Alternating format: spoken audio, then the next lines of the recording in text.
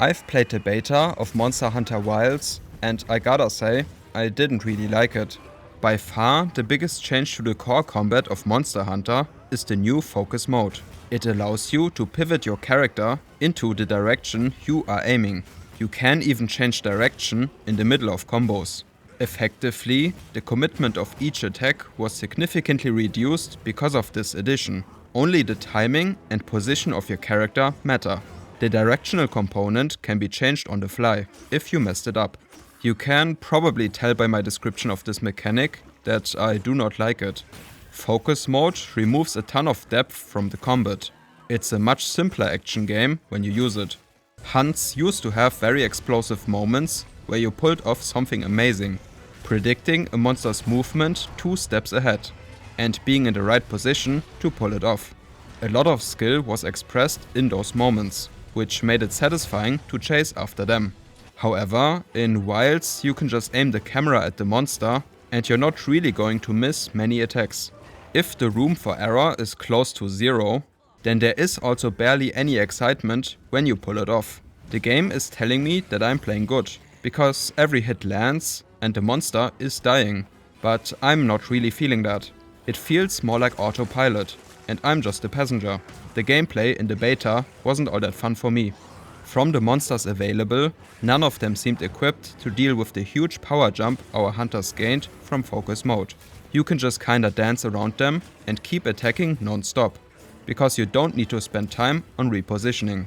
It's very likely that we just got easy monsters, but the monsters would need to be significantly more aggressive to keep up. I could see the endgame monsters of Wilds being extremely annoying if they are built around the use of focus mode. Or there is the other option that Wilds will just be a very easy game, which I would honestly prefer. In that case, I could just play without focus mode. I don't even like the controls of focus mode. They feel very bad. Why are we aiming melee attacks with the reticle of a shooter? There is no vertical component to your attack. If you aim the reticle up, or if you aim the reticle down, the attack will come out the same way. Focus mode only allows you to pivot your character. Which begs the question, why can't we use the left analog stick to pivot our character, and use the right one to move the camera, the way we control our character outside of focus mode? On a raw mechanical level, focus mode just gives you insane turning speed for your attacks. If that's the direction they want to take with the combat, then might as well give us that insane turning speed in normal mode. Controlling this just feels like a weird gimmick. You are aiming your attacks with the right analog stick, while also using the right face buttons to attack. Somehow the claw grip returned, but the muscle memory from the old Monster Hunter games doesn't translate, because this claw is on the other hand. Maybe in the full game I'll understand why it has to control like this, but right now I'm not seeing it. There's one last aspect of focus mode I want to mention. Repeatedly attacking the same part of the monster creates a wound. Focus mode allows you to highlight these wounds, but isn't required to inflict one.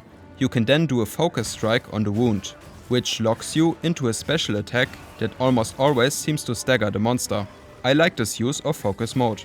It's a much better way of weakening body parts than the clutch claw of Monster Hunter World. It remains to be seen how integral the focus strikes are to late game hunts. Maybe all we'll do is create wounds and focus strike to keep the monster locked down, in which case I'd dislike this mechanic. The focus strike itself isn't all that interactive. It's more like a mini cutscene that plays out in front of you. But in the beta it wasn't really intrusive, so I'm more optimistic about this part of focus mode. Next I want to discuss a few weapon changes. Switch Axe is my favorite Monster Hunter weapon, but in this beta it felt bad. Monster Hunter Rise made the smart decision to have the amped up state affect both the axe and sword mode, which incentivized constant switching of modes to adapt to your situation. In Wilds that's gone, and the weapon feels incomplete. Axe mode feels more like a tool than a weapon. It's there to charge up your sword mode so that you can deal good damage. In particular, the final discharge attack, which seems to be the move you'll be spamming over and over again. Monster Hunter Rise has definitely spoiled me a bit. That game had the best version of the Switch Axe in my opinion. But in Wilds, the gameplay feels extremely bare bones.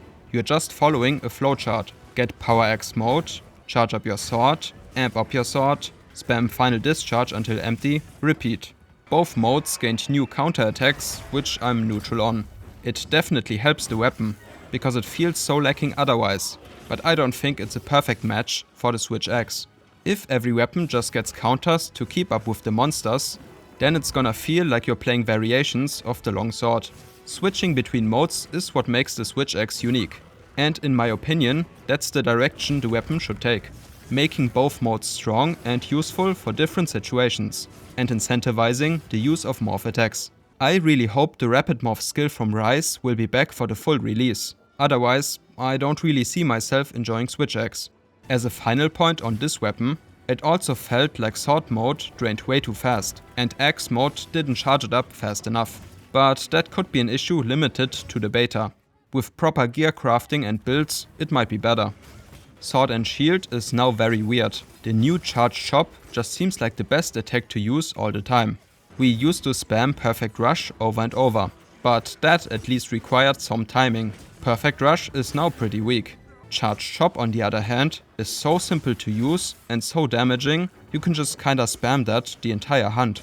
But this is easily fixed with some number changes. Less damage on Charge Chop, more damage on everything else. In particular, I enjoy the sliding slice as a gap closer. It used to launch you in the air all the time, but now it keeps you grounded. This weapon has the potential to be very fun with a few tweaks. Dual blades felt the best from all the weapons I tried. Dodging through an attack with iframes now gives you a buff that increases your damage and enhances your dodges to also deal damage at the same time. It feels like a pretty natural addition, because iframe dodging was already incentivized with this weapon. The other big change is that you can extend your Demon Dance combo by swapping in and out of Demon mode. You have several steps where you can dodge out of the attack chain, which keeps it feeling very fluid. Otherwise, it didn't change too much. Just two new features that fit the weapon well. Very nice. Hammer feels about the same. The new Mighty Charge is very funny, and I really like the small dash you can do to reposition while still keeping your charge level. I liked the hammer before, and I still do in Wilds. Longsword is ridiculous. There are a million ways to get to the final part of your spirit combo. You can also charge the spirit attack right away, which is way faster than the full combo. Helmbreaker gained a follow-up for even more slashes. Focus strikes are an extremely easy way to keep your spirit level high. It feels extremely overtuned and honestly kinda brainless. Greatsword feels sad. It's definitely the weapon that is changed the most with focus mode. The triple charge is super easy to hit now, but to compensate, it barely deals more damage than a normal charge slash. It's not very satisfying in my opinion. In Wilds, you also have the option to carry a secondary weapon and switch to it from your mount, but I don't really see that being useful. Usually, your build in a Monster Hunter game is very focused on the particular weapon you are using. As an example, there's the skill Power Prolonger, which increases the duration of certain weapon buffs. Switch Axe has two of them, the Power Axe mode and the amped up state. Sword and Shield doesn't have any, and so this skill is just dead weight. Now for Wilds, this would mean that your secondary weapon would underperform compared to your main. If I want to play Sword and Shield, I'd use a different loadout that better suits this weapon. Probably something to increase the guard or knockout power of the shield. Making loadouts and coming up with builds is a very fun and integral part of the mid to late game in Monster Hunter. I highly doubt they would homogenize the skills to make them benefit all weapons equally. But this isn't a mark against the game. Some players will find this feature useful, and for others the core gameplay is unchanged. I don't see a negative impact. One of the biggest questions on my mind was how an open world would benefit a Monster Hunter game. It seems like a weird combination. There's barely any exploration in these games. You might explore a new map for the first time, and there are some side activities like taking photos, but for 95% of the gameplay, it's a boss rush mode with very good combat. Making an open world didn't seem to fit, so I thought. Turns out, it's not open world. The map consists of multiple zones, which are connected with corridors, and invisible walls all around to keep you inside. The map design as a whole is very similar to Monster Hunter World, but with bigger corridors and bigger zones, which is not a bad starting point. I really like the maps of World. However, I didn't feel like Wilds used the larger space of the map effectively. The groups of smaller monsters are pretty much irrelevant for the hunt. They rarely interfere, and when they did, it didn't change much. Monsters like the Doshaguma can appear in herds, and you have to separate them to hunt the alpha, which just means shooting dung bombs at them. This is what dung bombs always did in the series, separating monsters so you can fight one alone. Of the new environmental effects, I haven't noticed much, besides sandstorms blocking your vision for a few seconds before turning everything grey. The most impactful events during a hunt are still rocks to drop on the monster's head or using vines to trap it. Again, stuff that was possible in the smaller maps of Monster Hunter World. The hunts in the beta play out pretty much like the ones from the previous games. Except when a monster changes zones, it now takes longer to catch back up, because the map is bigger. Now, it could be that the beta is just very toned down with its features, and the full release will justify the big maps. But my first impression of Wilds is pretty bad. I also have to mention the auto-pathing feature of your mount, which you get right from the start. You press a button and it will take you to the monster. You could put down the controller until you're there. So Wilds is the Monster Hunter game with the largest maps. And Wilds is also the Monster Hunter game where you have to interact with the map design the least, because of this feature that makes the game do it for you. That's very strange to me. If the map design isn't that important, then just trim it down and give us the combat in a more condensed manner. The beta also had 4 large monsters to fight, and sadly, I once again wasn't that impressed. The first one, Shatacabra, is just an absolute goober. It is constantly flinching or getting knocked down. It's hard for it to fight back. It is a pretty good training dummy to test a weapon though, and you do need some easy monsters for the start of the game. It's okay. The Doshaguma wasn't that exciting either. It's an absolute health sponge with a basic moveset. He does hit pretty hard. Balahara was good. The moveset is super easy to deal with, everything is so slow. But I like that it creates a weak spot during its long spit attack, which you can hit from the side with a focus strike. This is a feature every monster in the beta had, but I felt it was the most impactful on the snake because of the frequency of that attack. That's a fun way to use focus strikes. Putting yourself into a dangerous situation by trying to hit a specific body part at the right time. If you mess it up, you get hit. I hope they lean into this dynamic with all monsters. It's very good. The other thing I like about Balahara is that it creates a pitfall of quicksand to slow you down and hit you with a spit attack. Of the 4 monsters in the beta, this is easily the most unique fight. And finally, Raidao. This one is my favorite, although it's not very special. It fights like most other flying Wyvern, only with the addition of a railgun, which is a very cool addition. It is pretty tame with its attacks. You have a lot of time to move out the way, and it doesn't turn that much. Even the big beam attack gives you a lot of time to react, but the prospect of a one-shot keeps you on your toes. I think the Flying Wyvern skeleton is the best one they have in the series. The head, wings and tail attacking you depending on your position around the monster, and you yourself focusing the head to stun, cutting the tail or breaking other parts like the wings. The mechanics of Monster Hunter work the best against this type of enemy in my opinion. And it's no different with Raidao. It's a very fun fight. It also had the best sound design.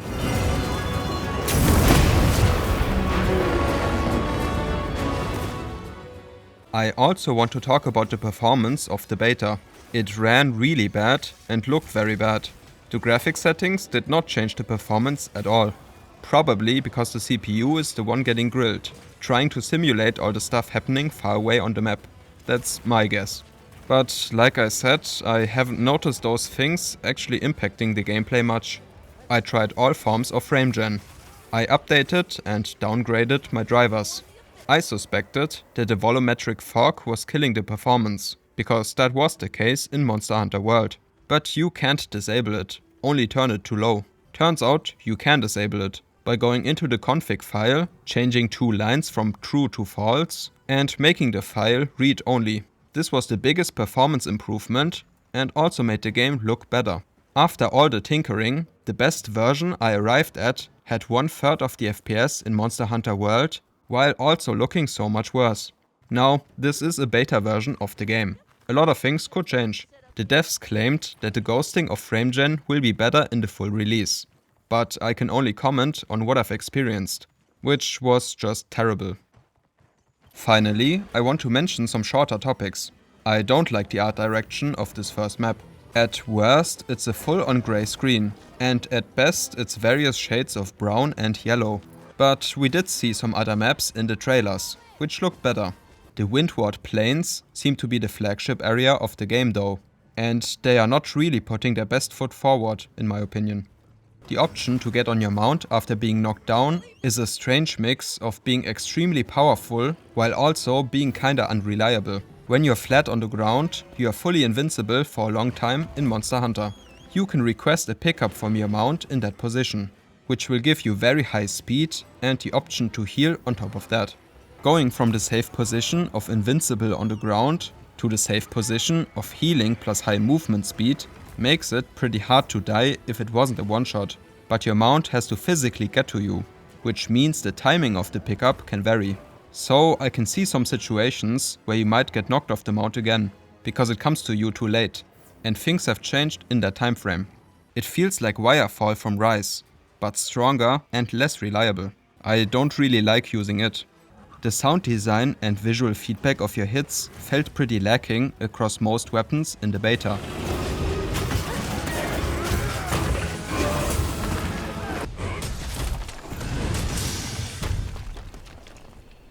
As a specific example, the elemental discharge of the switch axe.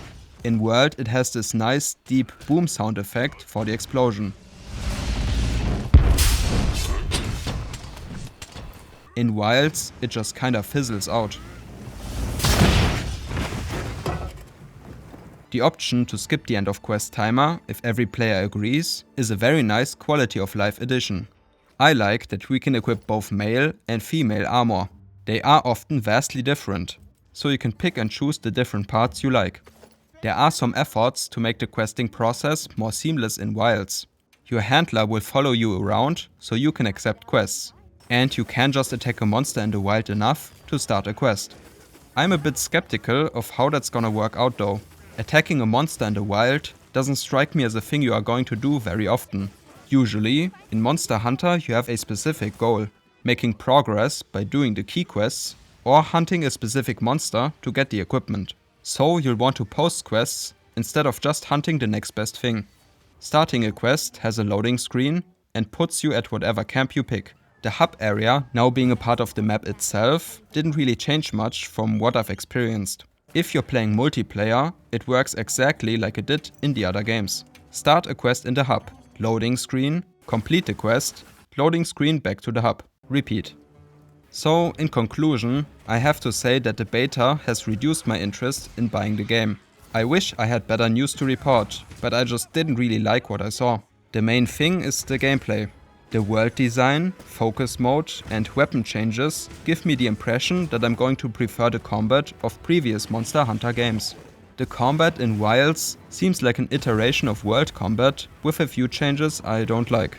Hopefully, the full game will be very different from this beta, but things like focus mode seem pretty set in their functionality. I guess we'll see. The performance of the game could be fixed, but the release is pretty close. My prediction is that it's going to be a pretty rough launch like Dragon's Dogma 2. I hope I'm wrong. If you enjoyed this video, consider subscribing to see future content. Until then, goodbye.